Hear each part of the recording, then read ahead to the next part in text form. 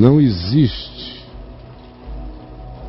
existe vitória na vida pessoal sobre a força do pecado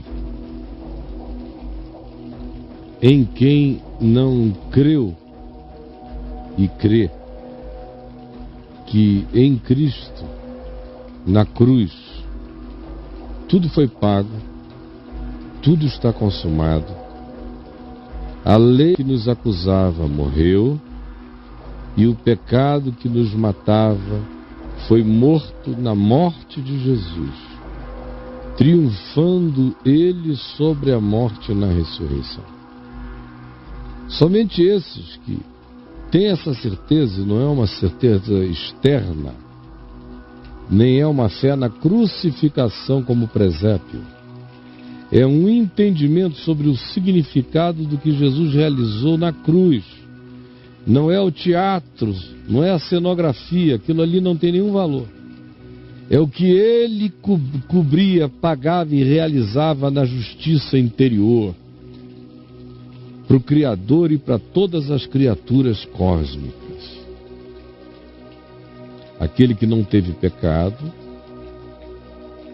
Deus o fez a convergência de todos os pecados em nosso favor.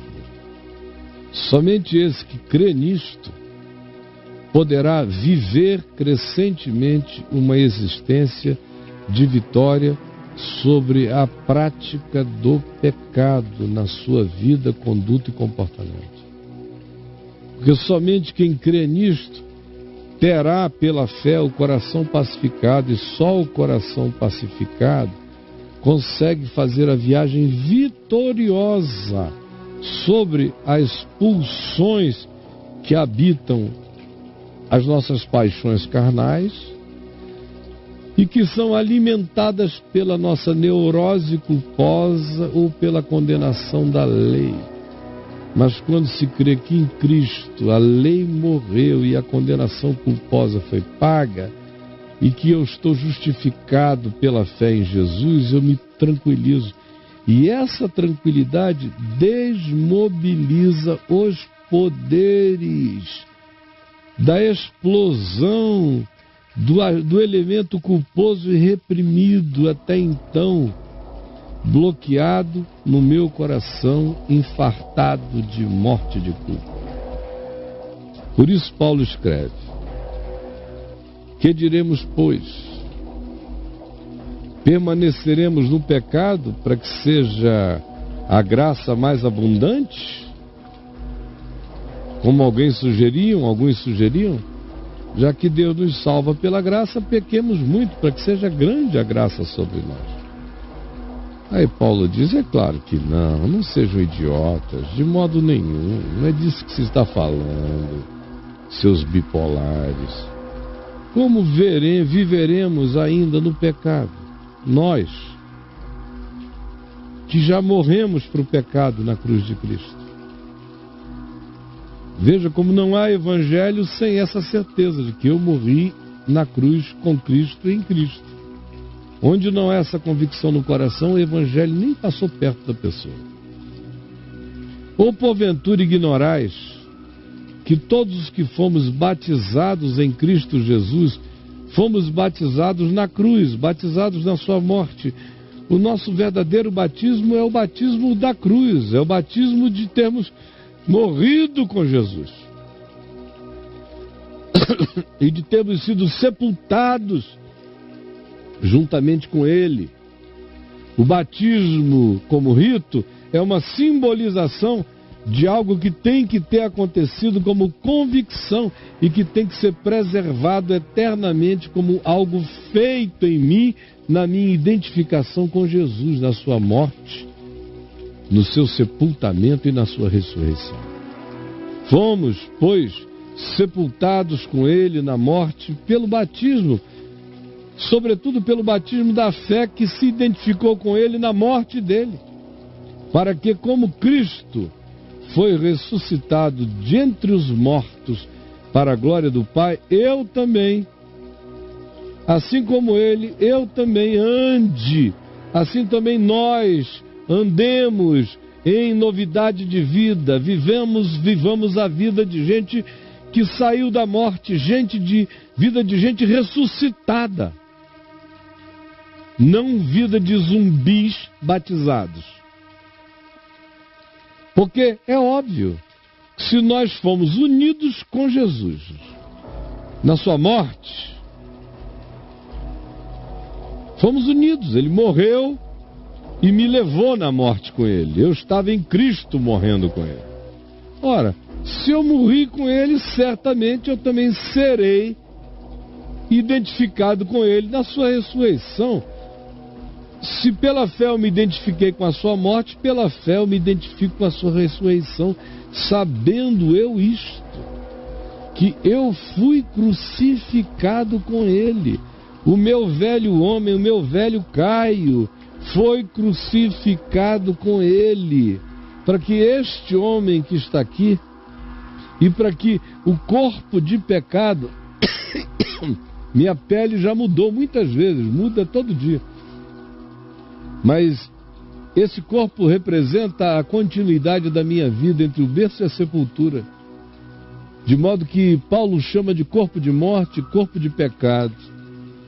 Aqui ele chama de corpo de pecado, porque se fomos unidos com ele na semelhança da sua morte, certamente o seremos também na semelhança da sua ressurreição, sabendo isto, que foi crucificado com ele o nosso velho homem, para que o corpo do pecado seja destruído todo dia pelas escolhas da minha consciência, que faz o homem animal, o Adão inconverso, o ser pulsional, o indivíduo que carrega a acumulação dos vãos comportamentos e das culturas da corrupção que me foram legados e por mim assimiladas, sim, identificado na morte de Jesus e na ressurreição de Jesus, sabendo que a história antiga do meu ser alienado de Deus foi crucificada com ele, eu agora ganho o poder para submeter esse corpo de pecado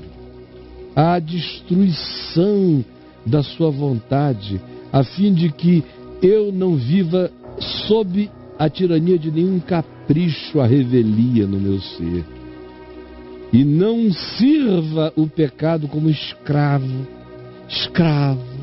porque quanto mais eu me entrego ao capricho, como pulsão que eu digo que eu não concordo, que eu não controlo, mais escravo dessa pulsão eu me torno.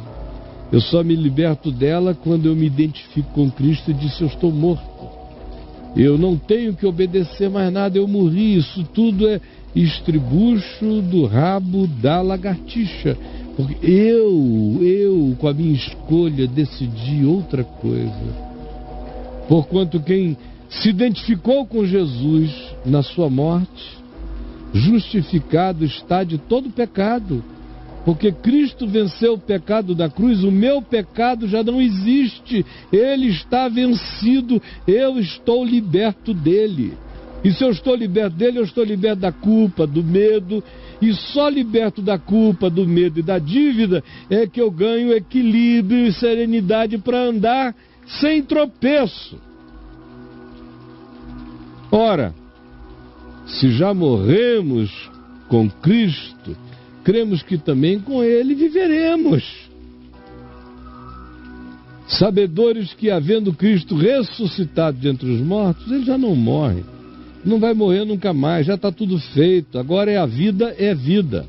A morte já não tem domínio sobre ele, se não tem domínio sobre ele, não tem domínio sobre mim. Pois quanto a ter morrido, de uma vez para sempre, morreu para o pecado, e eu também morri uma vez para sempre para o pecado, nele não tenho mais conversa com o pecado, mas quanto a viver, vivo para Deus. Não tenho assunto de pecado, eu tenho assunto de vida para Deus em mim, é só o que me concerne. Vivo para Deus, em Cristo Jesus. Assim também nós todos, Paulo diz, consideremos-nos mortos por pecado, Assim também nós todos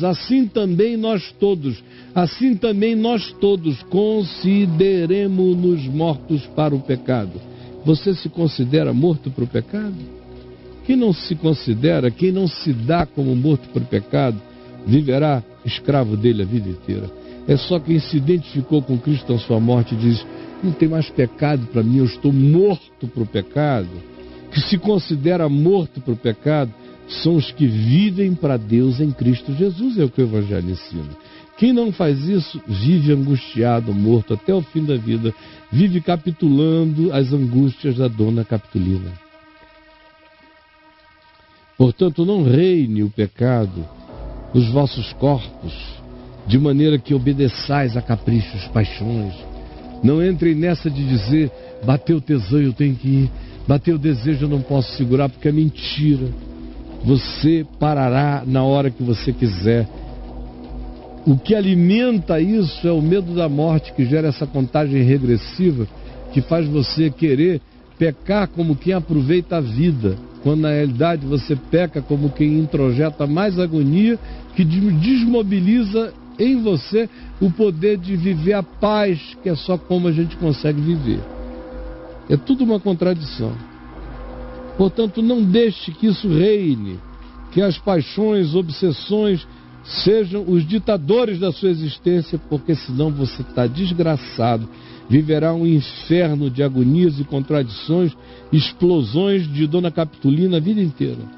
E nem ofereçais cada um de vós os vossos corpos ao pecado como instrumentos de iniquidade, como quem diz: estou bonito, gostoso, cheiroso, charmoso, vou aproveitar essa estação da vida para dar na terra aquilo que a minhoca vai comer depois.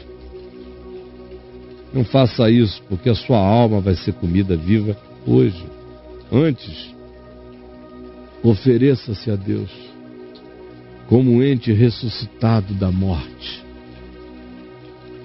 Ofereça o seu corpo, seus membros, sua vida, como materialização para realizar a justiça, a bondade, a verdade, a santidade, a graça, a solidariedade e o amor na presente existência. Esse é o nosso chamado, para que nos ofertemos assim, para que nos ofereçamos a Deus como ressurretos de entre os mortos, e os nossos membros sejam oferecidos a Deus, os nossos corpos, a nossa materialização histórica como manifestação da justiça de Deus na terra, porque o pecado já era, morreu em Cristo. A lei morreu, o pecado morreu, está tudo morto, e o diabo foi condenado e julgado na cruz, está tudo decidido já. E eu estou salvo. O pecado não terá domínio sobre vós, não terá domínio sobre ninguém, não terá domínio sobre mim, se eu vivo assim, se eu creio assim. Pois eu já não estou debaixo do medo da lei, da condenação da lei que traz morte. O salário do pecado é a morte. A lei mostra como eu sou pecador. Quem vive nesse ciclo vive a angústia de um inferno pessoal. Nunca se livra da culpa e capitula. É uma existência capitulina. Mas aquele que tomou posse, creu, descansou, esse encontra paz, e o ente pacificado descansa. E aquele que descansa das suas obras, da necessidade de provar qualquer coisa para quem quer que seja, encontra paz pela qual andará equilibrado e já não capitulará como uma eterna capitulina na vida. Jesus permite que a simplicidade dessa leitura, com essa explicação tão óbvia no Evangelho, tenha sido compreendida, tenha sido discernida agora, e ela produza o resultado libertador para o qual ela foi falada. Ela carrega a verdade, e a verdade liberta. Por isso eu peço que ninguém resista à verdade, mas que todos se quebrantem, a acolham e deem razão ao Evangelho, para se tornarem beneficiários libertos pela ação do Evangelho.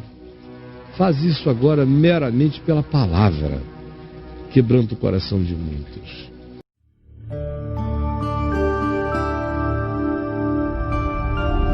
VNV TV, o canal é você.